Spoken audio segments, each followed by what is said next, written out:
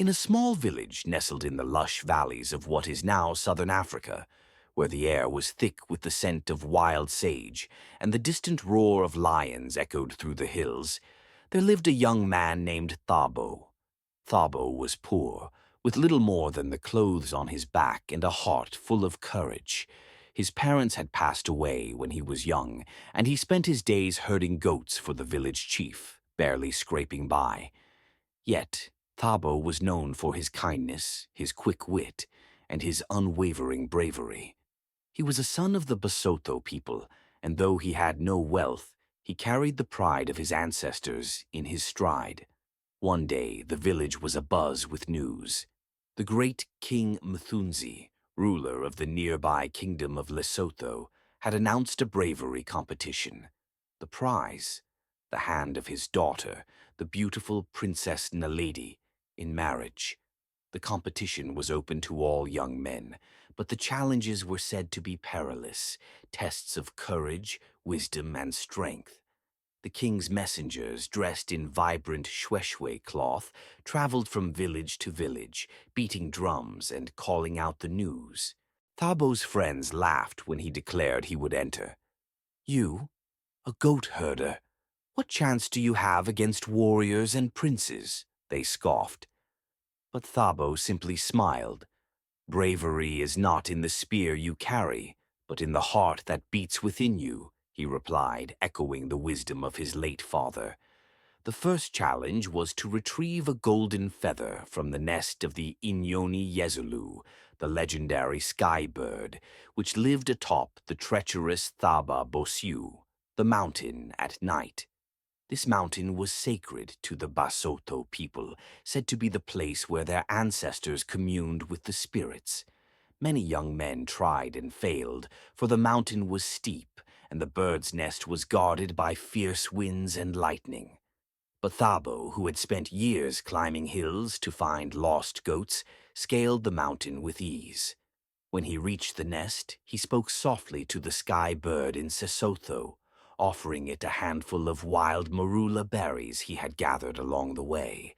Impressed by his kindness, the bird gave him a golden feather without a fight. The second challenge was to solve the riddle of the Modimo Oe Noka, the spirit of the river. The king's men led the competitors to the Sinku River, its waters glistening under the African sun. A mysterious voice echoed from the depths. "What is greater than the mightiest lion, yet gentler than the morning breeze?" The other young men shouted answers: wealth, power, love. But the river roared in disapproval. Thabo, however, knelt by the riverbank, his hands touching the cool water, and whispered, "Botho, kindness and humanity." The river calmed, and the spirit declared him the winner, its voice resonating like the deep hum of a lesiba, traditional mouth bow. The final challenge was the most dangerous.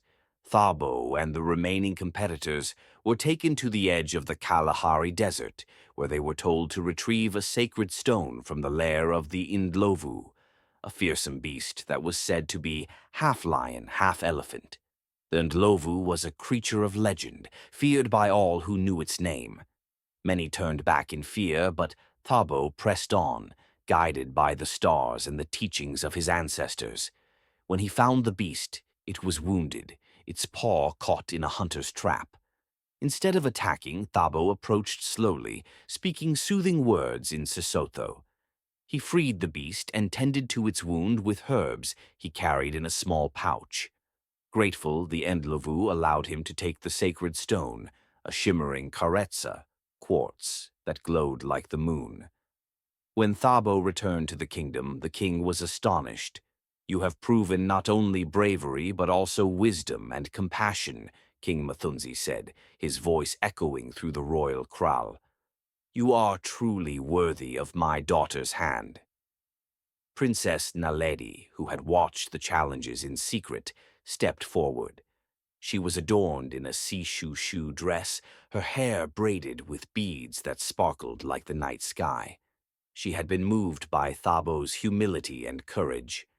"I would be honored to marry you," she said with a smile, her voice as soft as the rustle of mopane leaves.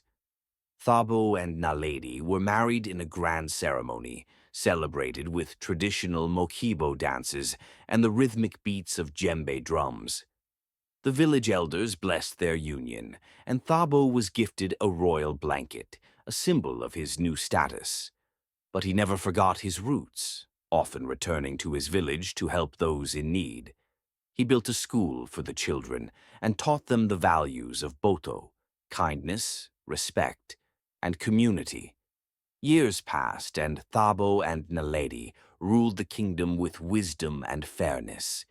They had children of their own who grew up hearing the story of their father's bravery.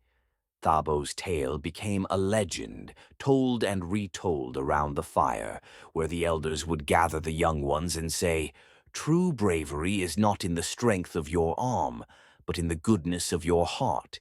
And so the story of Thabo, the brave goat herder who became a king, lived on.